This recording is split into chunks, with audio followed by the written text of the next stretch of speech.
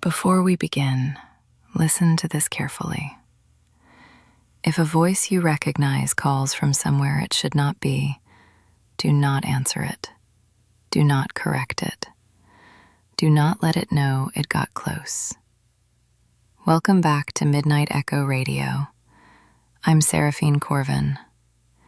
Tonight's story begins with a voicemail and ends with something learning how to sound human. Settle in. And if your phone lights up while you're listening, perhaps let it ring. It started on a Tuesday morning, which is the kind of detail that makes a story sound less frightening than it should. Tuesday is ordinary. Tuesday is errands, half-finished coffee, inboxes, traffic, the mild little disappointments of being alive. Nothing truly impossible should happen on a Tuesday. That is what I used to think. The voicemail arrived at 8:17 a.m. I was standing in my kitchen, barefoot on cold tile, waiting for the kettle to scream. My phone was face down on the counter, vibrating gently against a pile of unopened mail. I remember being annoyed by it before I was afraid. That is how most strange things enter our lives. Not with thunder, not with music, with irritation. One missed call, unknown number, one voicemail, no transcript available. I almost deleted it. I wish I had.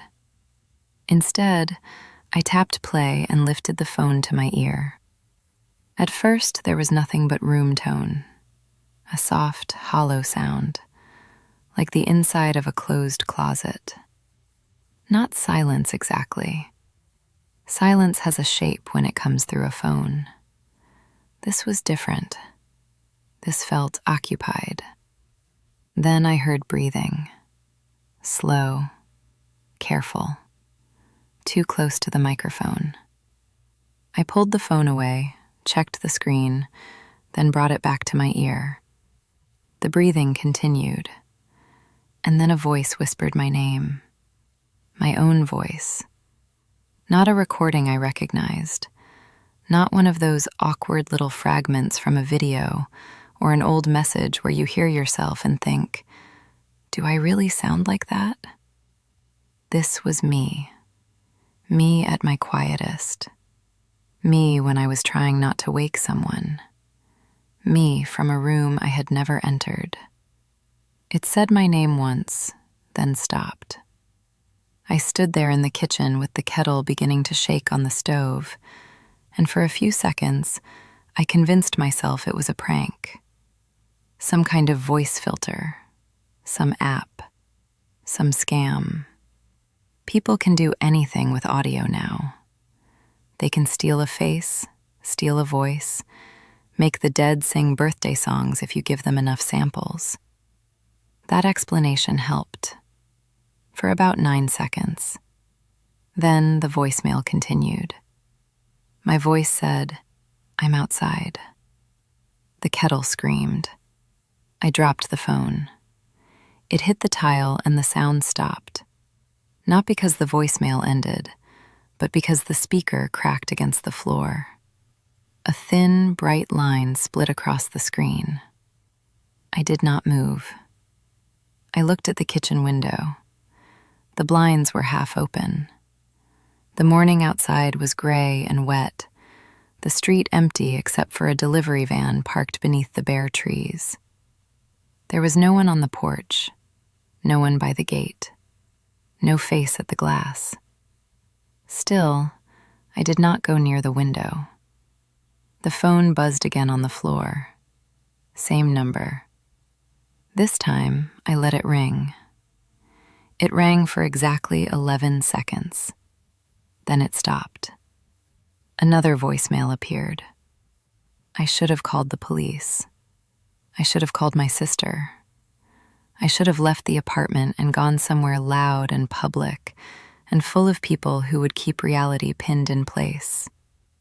But fear has a strange way of making you private.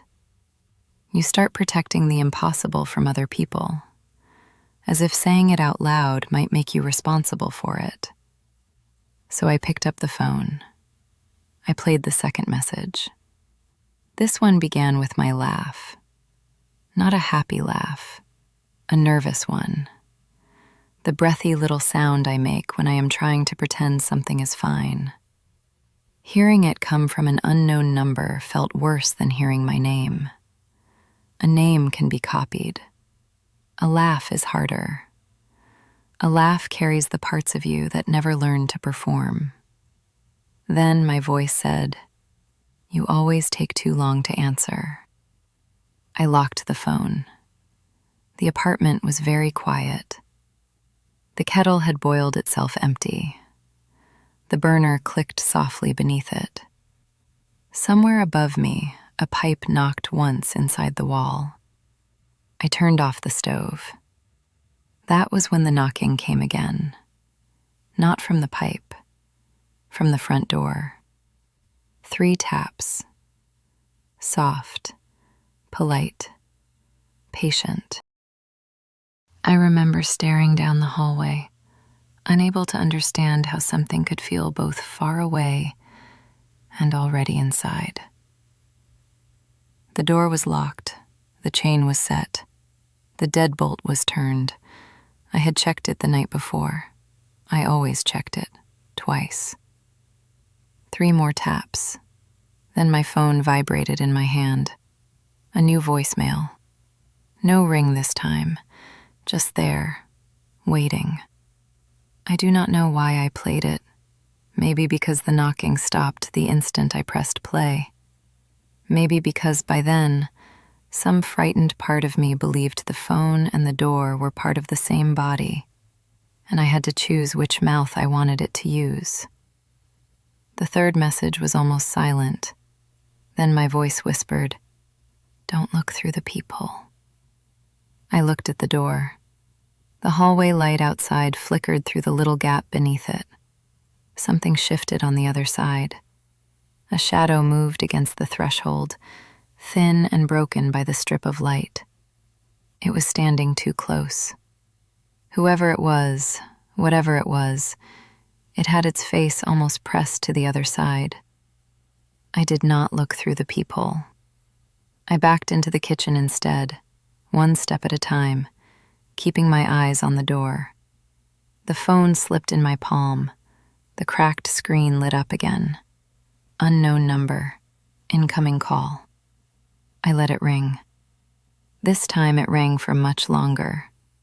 With every vibration, the knocking at the door changed. Not louder, more precise. It began matching the rhythm of the ringtone. Buzz, tap, buzz, tap, buzz, tap. Then the call ended. Another voicemail. I was crying by then, quietly, stupidly, with one hand pressed against my mouth. I remember being embarrassed by the sound of it, even though no one was there to hear me, or at least no one who should have been. The fourth message was different. It was not my whisper this time. It was my normal speaking voice, calm, almost bored. It said, "You're going to open the door because you think knowing is better than waiting." I shook my head as if it could see me. My own voice continued, "You do that. You always do that. You touch bruises to see if they still hurt. You reread old messages. You check the window after hearing something outside. You tell yourself fear is worse than proof." I hated how right it sounded. I hated the warmth in it. Not kind warmth, familiar warmth. The kind of voice you use on yourself when you are trying to coax the truth out of your own body. Then it said, "I learned that from you." The message ended. For a while, nothing happened. No ringing, no knocking, no movement at the door. The apartment settled around me. The refrigerator hummed. Rain ticked lightly against the window. A car passed outside. slow through wet pavement. Ordinary sounds. Tuesday sounds.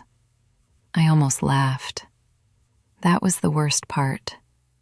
Not because anything was funny, but because my mind had started reaching for normalcy with both hands. It wanted to file the whole thing away under stress, lack of sleep, bad wiring, a scam, a dream that had leaked into the morning. Then my phone lit up one final time. No missed call.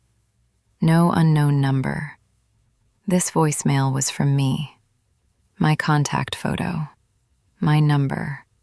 My name. I stared at it until the screen dimmed.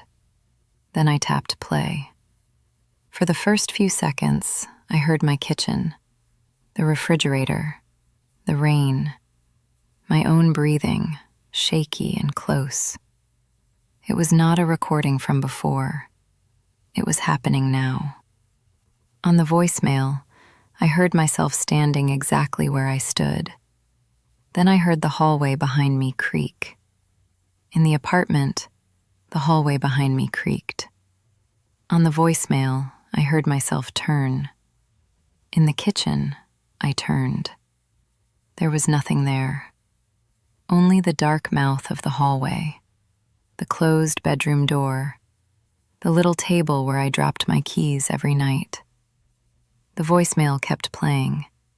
My recorded breathing quickened half a second before mine did.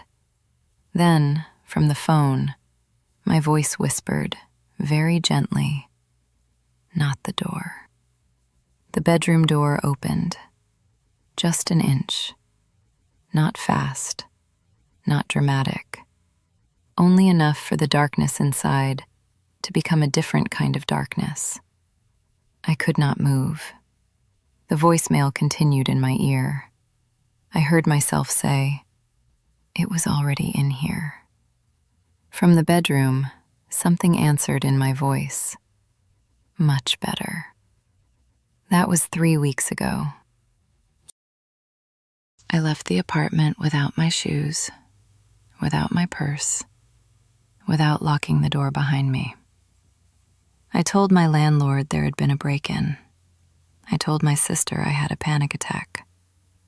I told the phone company my number had been spoofed. All of those were easier than telling the truth.